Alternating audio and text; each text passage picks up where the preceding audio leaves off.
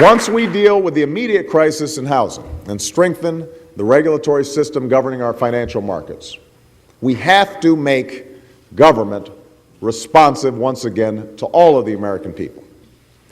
And our final task, in fact, is to make sure that opportunity is available to all Americans.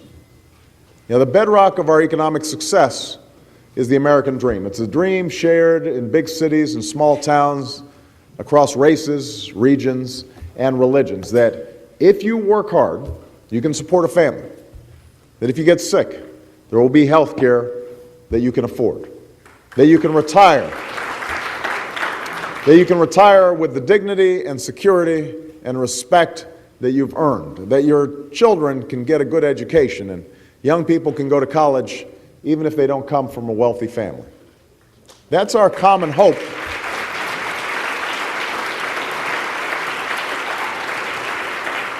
That's our common hope across this country.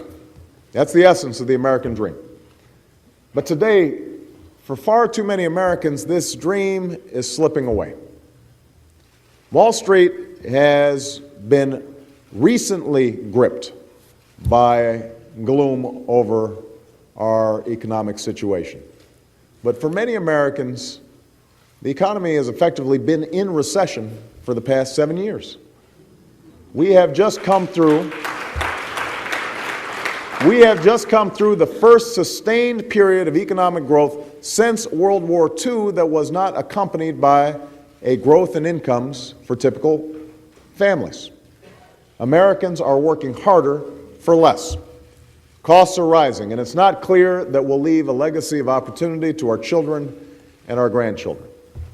And that's why throughout this campaign, I've put forward a series of proposals that will foster economic growth from the bottom up and not just from the top down.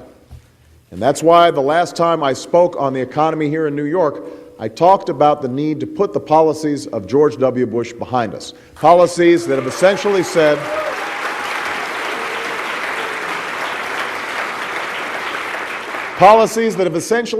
to the American people, you are on your own. We need policies that once again recognize that we are in this together.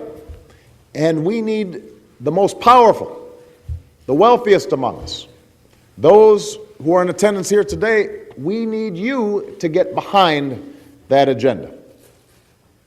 It's an agenda that starts with providing a stimulus that will reach the most vulnerable Americans, including immediate relief to areas hardest hit by the housing crisis, and a significant extension of unemployment insurance for those who are out of work. If we can extend a hand to banks on Wall Street when they get into trouble, we can extend a hand to Americans who are struggling, often through no fault of their own.